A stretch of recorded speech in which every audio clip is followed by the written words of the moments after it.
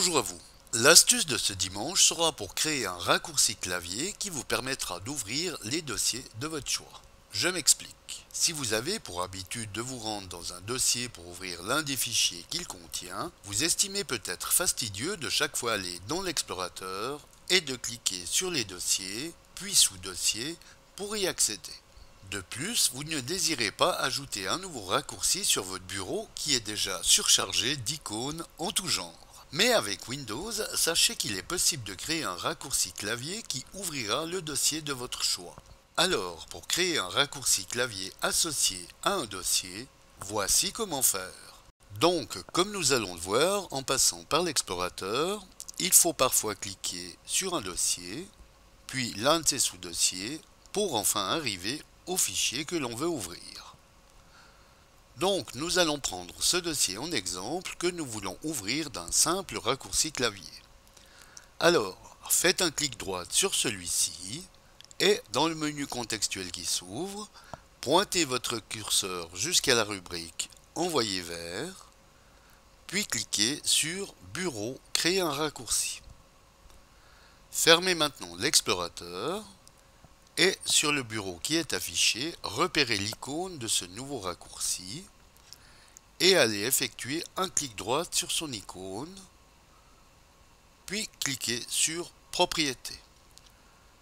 Dans la nouvelle fenêtre qui s'ouvre, commencez par vérifier que vous êtes bien sur l'onglet Raccourcis, ce qui doit être le cas par défaut, mais comme vous le savez, le monde du binaire et de l'informatique nous réserve parfois de drôles de surprises. Placez ensuite votre curseur dans le champ Touche de raccourci, ici. Effectuez maintenant le raccourci clavier de votre choix et qui effectuera l'ouverture de votre dossier, comme CTRL ALT plus M dans notre exemple. Attention tout de même car certaines touches sont inutilisables comme celle de la tabulation, touche entrée, la barre d'espace et j'en passe.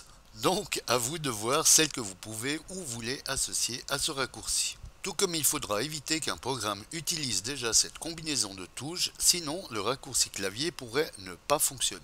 Ensuite, comme je vous l'ai promis en début de cette astuce, donc pour que ne s'affiche pas l'icône sur le bureau, allez sélectionner l'onglet Général, puis dans la rubrique Attributs, cochez la case Cacher.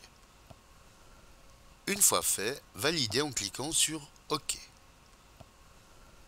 Oui, mais me direz-vous, l'icône, comme on le voit, et bien qu'elle soit légèrement estompée, l'icône est bien toujours présente sur le bureau. Alors, si c'est le cas aussi chez vous, et pour que celle-ci ne soit plus visible, il vous faut ouvrir à nouveau l'explorateur, aller dérouler le menu Outils, et cliquer sur Options des dossiers.